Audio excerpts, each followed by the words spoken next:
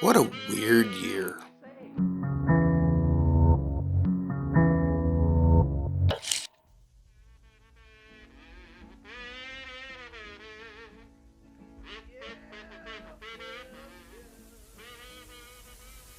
The Tribe is a tense and uncomfortable crime drama set in a Ukrainian boarding school for deaf teenagers. The entire film is in Ukrainian Sign Language with no subtitle options, so basically, unless you happen to know Ukrainian Sign Language, you're going to be piecing the entire story together based on visual clues alone.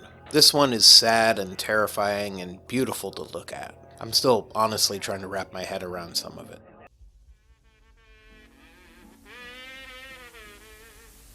To be honest with you, I went into this one expecting to see something laughably bad, and I mostly found it just kind of bland and unscary.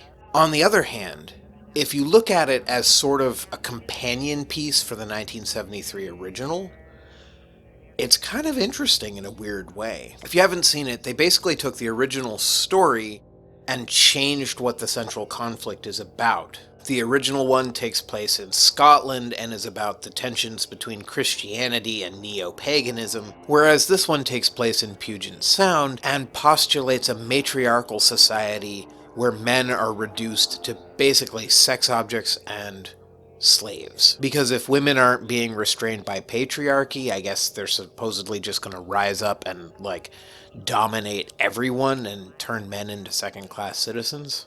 Yeah, it doesn't make any sense to me either. None of it actually works, but it's still kind of interesting how they take certain iconic moments and certain lines of dialogue from the original and recontextualize them here.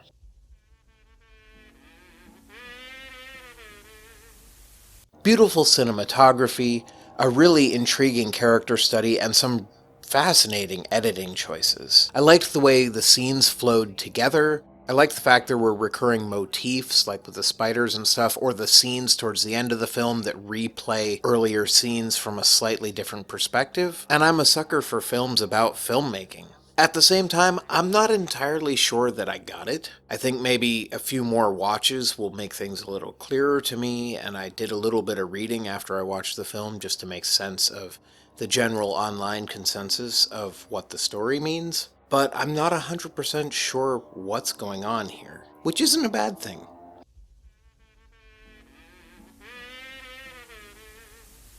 A nauseating stew of sex, violence, stop-motion animation, sped-up footage, and strange characters. A man accidentally hits a metal fetishist with his car and is then pursued through various means by his victim. Eventually, he begins to transform into a hulking metal monstrosity, and the two battle it out in the streets of Tokyo for reasons that are not really clear. I wouldn't exactly recommend this one unless you're into really weird stuff. But if you're into really weird stuff, you've probably already seen it. I do think the movie deserves a lot of praise for its low-budget yet dedicated special effects. It's really interesting what they were able to accomplish here with the stop motion and everything, but I'm not sure if it's a good movie.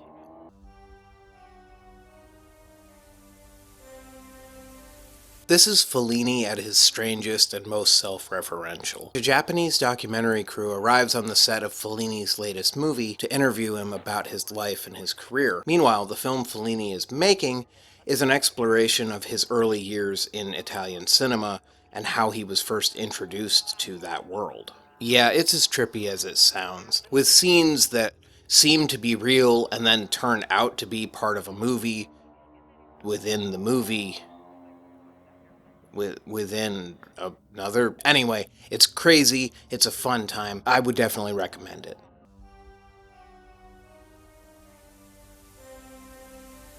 A crazy kaleidoscope of sex, violence, social commentary, and Coca-Cola polar bears. Oliver Stone is batshit crazy with this one. Woody Harrelson is at his most menacing. Juliette Lewis is sexy and psychotic and confused and vulnerable all at the same time.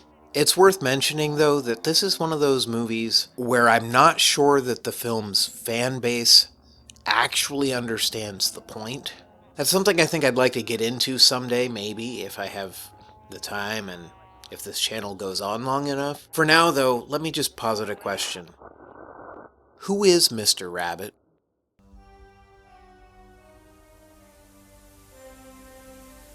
It's a Charlie Kaufman movie about puppets, office workers, loneliness, and relationships. What's weird about that? A disillusioned office worker discovers a portal that allows one to enter the mind of John Malkovich and take control of his body, at least for a little while. It seems like that would sum up the whole film, but it really doesn't. This one is just crazy and scary, and it's a good time.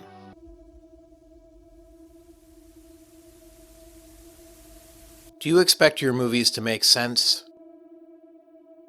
Do you expect there to be reasons for things? I used to be like you. I used to say every piece of a movie must have purpose.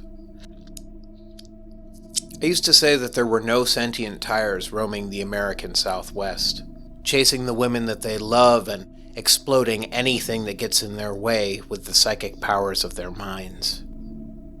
I used to say those things. Now I say this.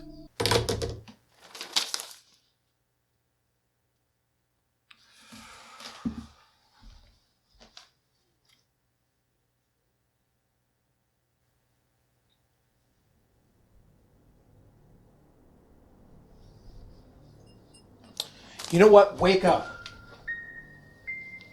Welcome to the Trifecta Assistant, only from Trifecta. Yeah, that's great, but shut the hell up so I can talk to you. I need to read you something I got in the mail today. Okay. Dear Mr. Friend, approximately 19 months ago, your partnership with Trifectura was made probationary due to concerns about the content of some videos on your YouTube channel. Specifically, Trifectura expressed concerns about the level of profanity in use.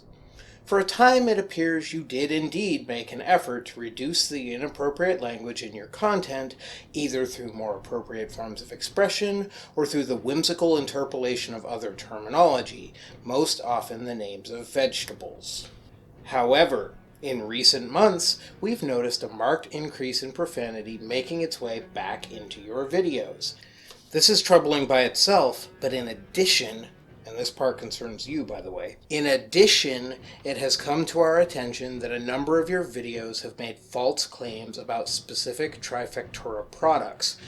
To wit, our records indicate that at no time has Trifectura sold, licensed, or gifted you with the Trifecta Assistant. Furthermore, several purported features of the program demonstrated in your videos are spurious and do not reflect actual capabilities of the Trifecta product line.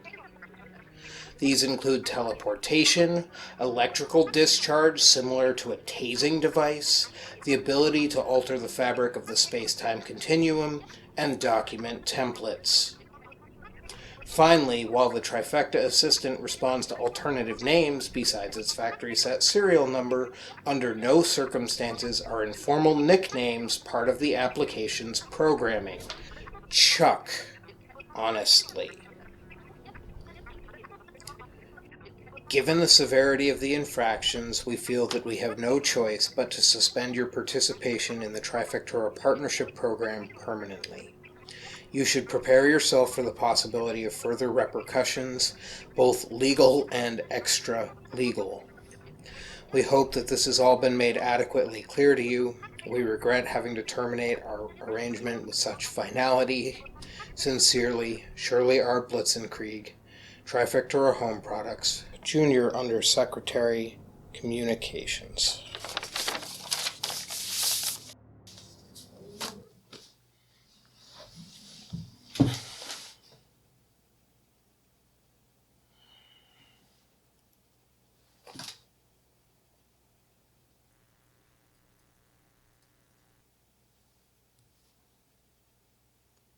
Well,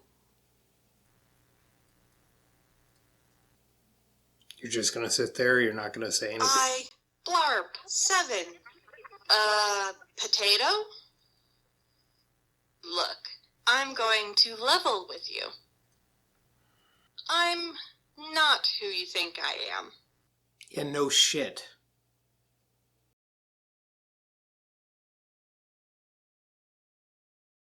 This is the point where you would elaborate.